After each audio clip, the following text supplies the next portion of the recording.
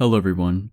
Tonight, I'll be narrating 3 new creepy posts that I found off of the Let's Not Meet subreddit. After you have heard these stories, let me know what you think of them in the comments below. You be the judge. But without further ado, let's dive straight into their experiences.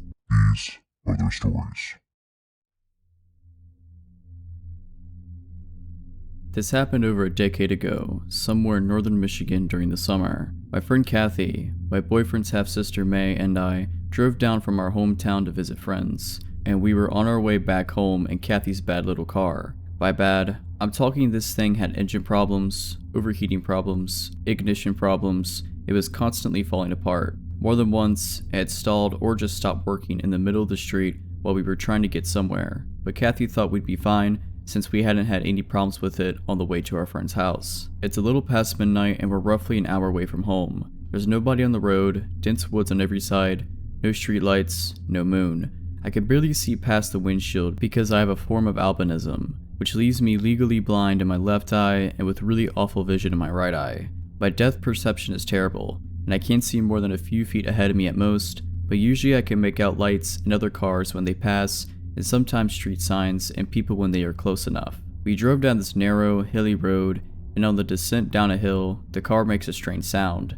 Kathy starts braking, and we get to the bottom of the hill. The car quits working. Kathy swears and turns on the hazard lights.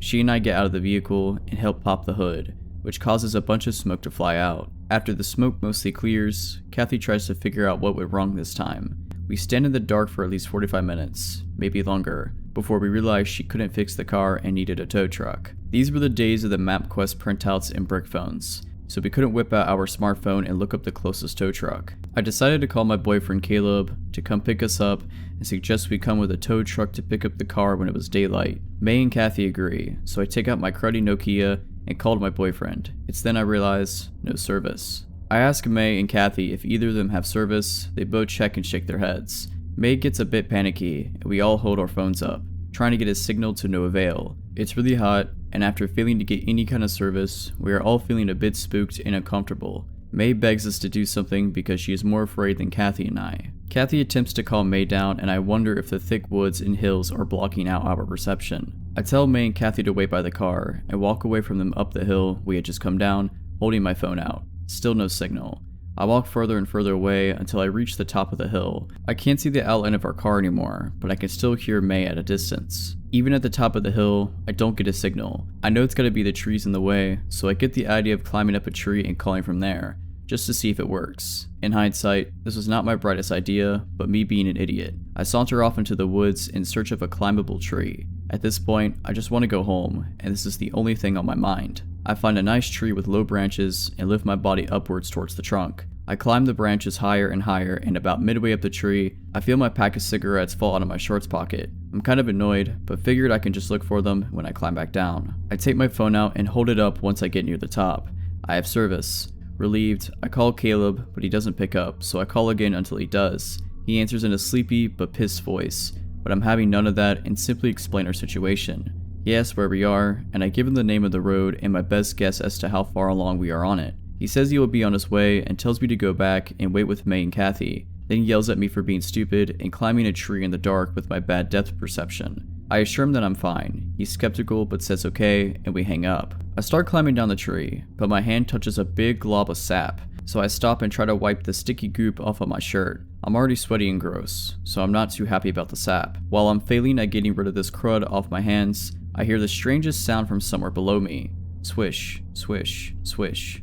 I completely freeze, not being able to place what the sound is, but it's moving pretty fast. I stare down into the darkness below me, but can't see anything. Just hear this noise continuing. It comes closer and closer, and then I hear it right below my tree. Swish. And then it stops, right under my tree. I hold onto the branches as tight as I can and wait. I hear leaves shuffling and twigs snapping, and after a while that stops, and the weird noise starts again, but it's heading away from me deeper into the woods. I wait until I can no longer hear the sound, then finish climbing down and jump out of the tree. It's completely silent now, besides the sounds of the woods, so I grope around on the ground for my cigarettes. I don't find them, so I make my way out of the woods and back towards the road. I jog down the hill, and when I reach the bottom, I notice May and Kathy are not standing outside the car anymore, and the hazard lights are off. I walk over to the car and May rolls down the window a little bit and whispers in a panicked voice, "Elizabeth, where were you?" I point back over my shoulder towards the hill and started to explain that I called her brother, but Kathy yelled, "What are you doing? Get back in the car." I give them a weird look, but Maya unlocks and opens the door and I crawl into the back seat with her, slamming it behind me. Kathy slams the locks and double checks them while May rolls up the window and makes sure the rest are rolled up. One of the windows has never closed all the way, but there's less than a finger space, so it's not too big of a deal, but May's freaking out about it and Kathy has lost her cool as well. I am still confused and ask what the heck is going on. Maya tells me that a bit after I went up the hill, some weird person came out of the woods and ran really funny up the hill in the direction I went. They got freaked out and turned the lights off and got in the car. They thought he had got me. I am honestly scared at this point because if I hadn't stopped to wipe sap off my hands, I most likely would have got out of the tree at the time I heard the weird noise. I just knew it was that person. I tell them my story and everybody in the car is super scared, but are relieved that Caleb is on his way. We only have to play the waiting game now. We sit on the road for what seems like forever. The dread we were feeling made time seem like it was going slower than normal. Kathy and May are looking out the windows, surveying the area, and I'm just sitting there hoping Caleb will hurry up and come rescue us. Suddenly, I hear May whine, "What is that?" and she starts crying. Kathy snaps her head to where May is looking and stifles a gasp. I look where they are facing, I see nothing but the dark. But then I hear it through the small opening in the window. Swish, swish, swish. May ducks down, as though doing that will make her invisible, and Kathy hides her head behind the steering wheel. I follow their lead and sort of hunch down in my seat, but the noise comes straight up to the window. I can almost make out the silhouette of a tall, skinny man, and then he presses his face against May's window, and I finally see him. Nobody screams. You'd think we would, but it didn't happen. We all just stared at each other. He looks in at us for a while until Kathy switches her brights on, hoping it would scare him off, but it did nothing. The dude just walked to the front of the car and stood in front of the headlights. Maybe he thought he could block us from leaving? I don't know. I couldn't make out his features very well, but the guy had to be somewhere a bit over 6 feet and no older than 30 years old. He had the face of your average Joe, nothing special. Nothing really sinister or particularly creepy that you notice about him if you run into this dude in broad daylight. Dark shaved hair, pale skin, long face. May said he had light colored eyes and stubble with eyebrows that made him look like he was always concerned, but there was no way I could make that out, so I had to take her word for it. What was really weird was it was like 80 degrees, and this dude was wearing corduroys, which is what the sound was.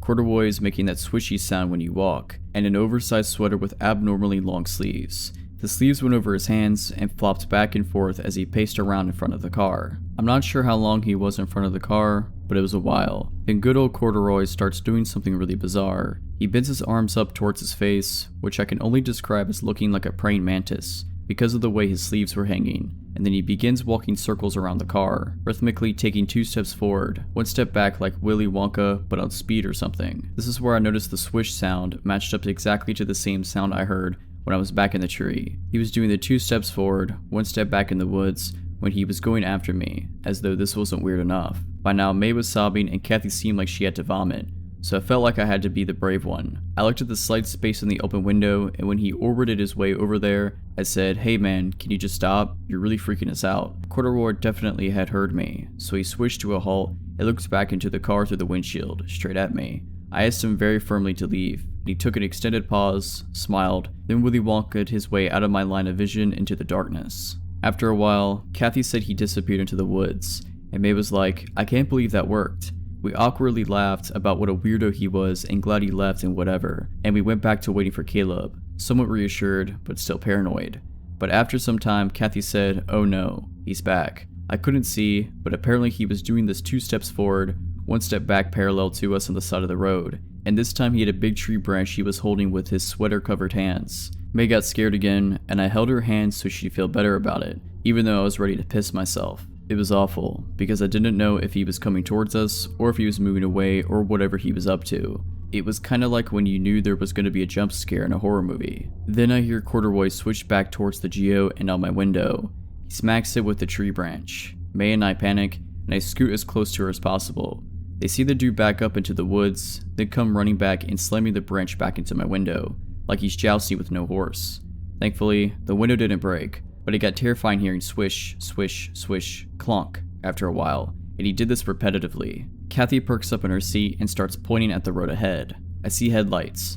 She blares the horn and flashes the lights. Lo and behold, it's our savior, Caleb. He brought his older brother Alex, and they both get out of his car and head over to us. May's sobs turn into Joy's laughter as her brothers approach. Now Caleb and Alex have always been tall guys. Walking around with them was like walking around with high elves. It felt very safe. Caleb was 6'8" and Alex is around 6'5", so I thought two dudes taller than the corduroy jouster would make him leave. But nope. Caleb walks towards Corduroy, trying to assess the situation, and Alex comes over to the car and taps on the window, tells Kathy to get out. She does, and he walks over to his car. Then he comes back and puts the car in neutral so he can push it off to the side of the road. May and I slowly get out, and May makes a bolt for her brother's car. I help Alex push the car to the side, while Caleb distracts the corduroy jouster by holding the end of his stick and telling him to go away. Corduroy yanks the branch away from Caleb and starts backing up by going 2 steps backward, 1 step forward, and disappears into the darkness down the street. I can't see him, but Caleb can. The dude backs up pretty far and then comes launching at Caleb, who sprints the other way down the road, cause that stick could have really hurt him. He bumps past Alex, who had already got out of the car and was opening his car door, leaving me behind the car alone. Corduroy apparently changed directions and aimed the stick at me, but I couldn't really tell. I just hear everybody shout, "Elizabeth." This startles me, and I jump to the side of the car, hearing Corduroy smash the stick into the back window with a loud thud and a swish. I take the long way around the car and sprint off into the road and feel Caleb grab my arm and tug me over Alex's car. I feel the wind has been knocked out of me and my legs don't seem to work, but Caleb manages to shove me in the back seat and scrambles into the passenger side. By now we are all safely in the car and Corduroy is standing like a mantis in front of the headlights again.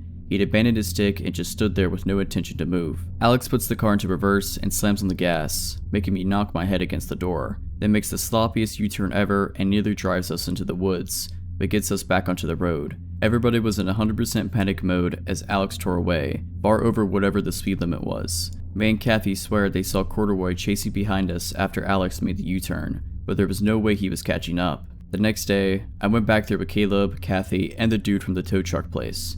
There was no sign of Corduroy anymore, but when we approached the car, we saw that in the space where the window didn't close all the way were my cigarettes. The box was missing, but they were all neatly jammed in a row along the window space. I have no doubt it was the work of the corduroy jouster. To this day, I wonder if he knew I was up the tree and took my cigarettes, or if he thought I dropped them and went further into the woods to look for me, or if he just found them later and decided to stick them through the window because he was weird. I also still wonder what his intentions were. I still have so many unanswered questions on that night.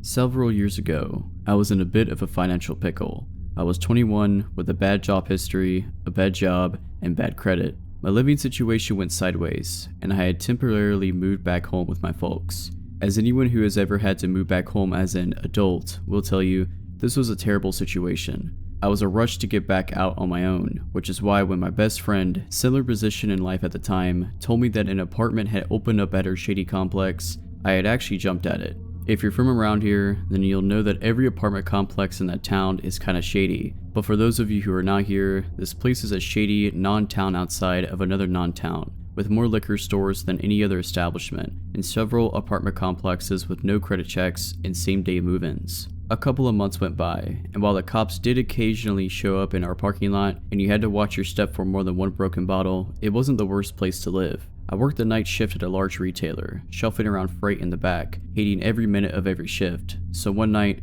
while I trudged up and down a ladder like a zombie at work, my cell phone fell out of my back pocket at the top of the ladder. I grabbed at it, obviously missing, and died a little as I saw it smack the ground and go black. No amount of restarting or shaking could fix it. The LCD was completely shot. Well, that's just great, I thought to myself, and decided this was a good enough reason to go home mid-shift. Remember that thing I said about bad job history? Yeah, you can clearly see why. Driving home, at 3 AM on some random weekday, I turned onto the dark back road that led to my apartment building. I saw something faintly up ahead, in the road, and immediately think it's someone's dog. I pulled up slower, praying that I wasn't coming up on someone's dead pet, and saw that there was actually a teenage boy laying on the side of the road waving. There was a bike laying in the dirt next to him. The kid saw me and jumped, weaving toward the driver's side of my car. Now, I may have made a lot of poor decisions at this point in my life, but thankfully, I hadn't gone completely brain dead. I locked the car doors, but cracked the driver's side window.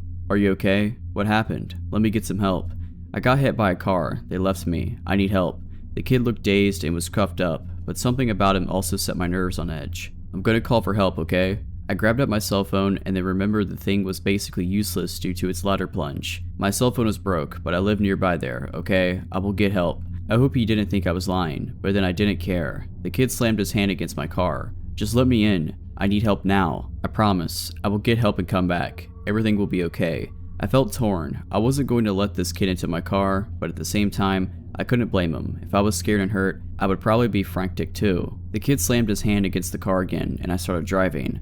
I hadn't been exaggerating. It was a 30-second drive to my apartment. I didn't have a landline, and I didn't want to somehow lead this kid to my empty apartment with no way of calling for help. I saw my best friend's boyfriend's car parked in her spot, and immediately was thankful for the stroke of luck. I ran up the steps to her apartment and began banging on the door. Roy answered the door, probably expecting a crazy person. It was immediately even more alarmed to see me. What is going on? Why aren't you at work? I breathlessly explained that some kid had been hit by a car off the back road, but my cell isn't working, and that I needed him to come back with me. Melanie, my best friend, emerged from her room, sleepy and equally confused. Roy immediately took charge, told us both to get into the car, and drove us back to the boy.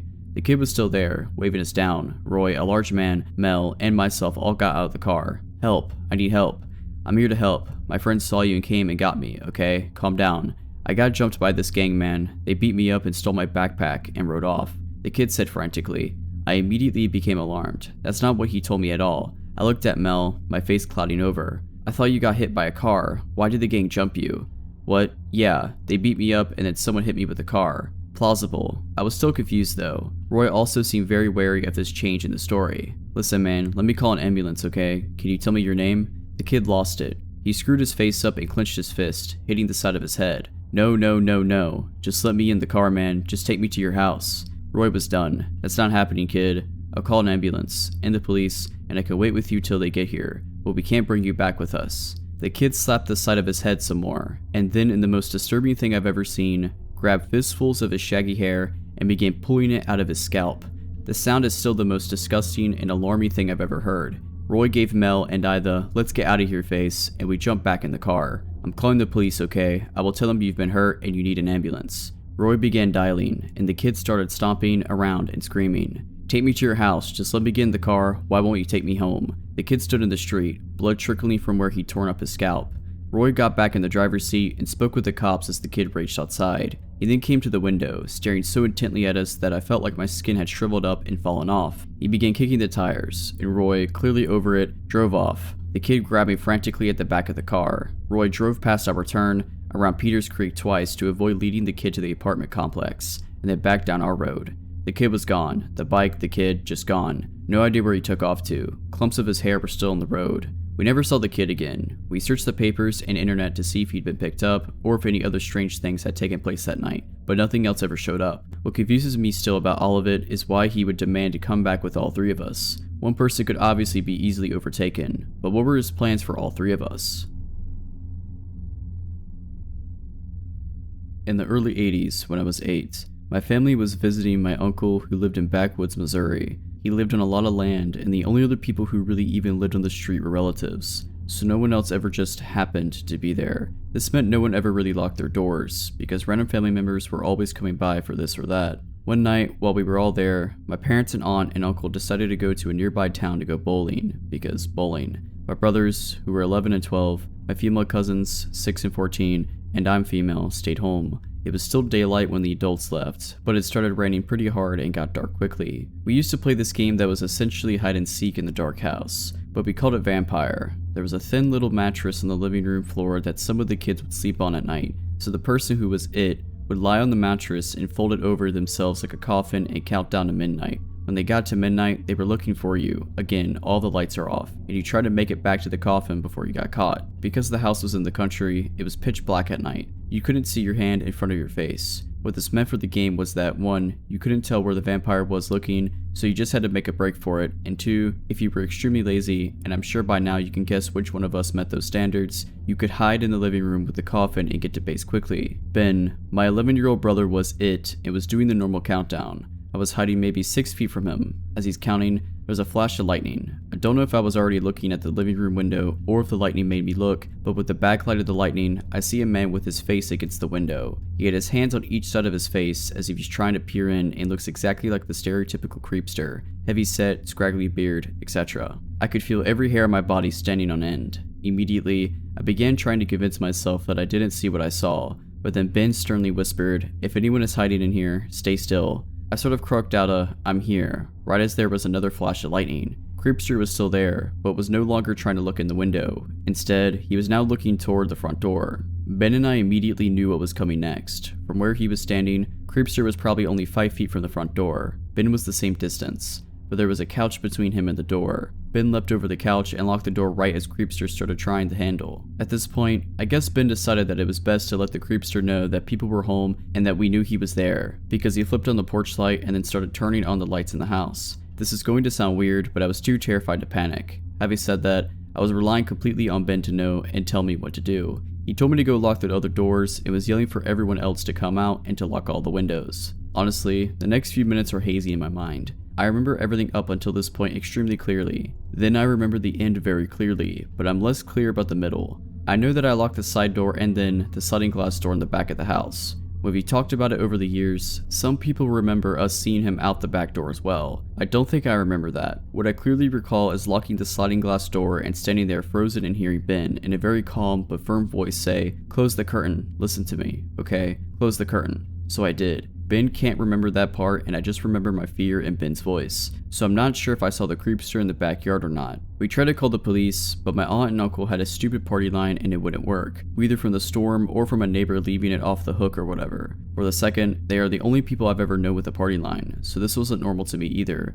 But for those of you who don't know what that is, in really rural areas, multiple people on the street would actually share a phone line. Would have different rings for different households, but you could pick up on the phone and listen to your neighbor's conversation. We also tried to summon help on my uncle's CB radio, but couldn't reach anyone. My uncle was a hunter, so he had a gun rack full of rifles in his room, but my older cousin was on an out-of-town hunting trip and took them with him. All we could find was a BB gun that looked like a real rifle. I vividly remember Ben putting me on phone duty and Scott, my older brother, on CB duty, while he stood watch at the little square window on the front door with a BB gun. Maybe 30 minutes later, Ben said, "He's back. He's coming up the driveway." The rest of us froze in fear, but Ben opened the front door and stepped out on the porch, pointed the gun and said, "Get out of here right now." Then we hear our cousin Kyle, who lived on the road a bit, say, "You know that's a BB gun, right?" Even though Kyle was only 15, I remember that we felt like we had been saved when he showed up. Kyle seemed really skeptical of our story, like we were playing a trick on him, even though we had no idea that he was coming, but he stayed with us until our parents came home.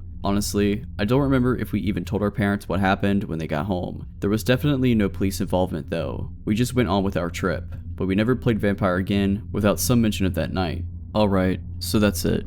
I hope you enjoyed these stories. If you did, consider liking this video and subscribing to my channel. But as always, Have a nice day.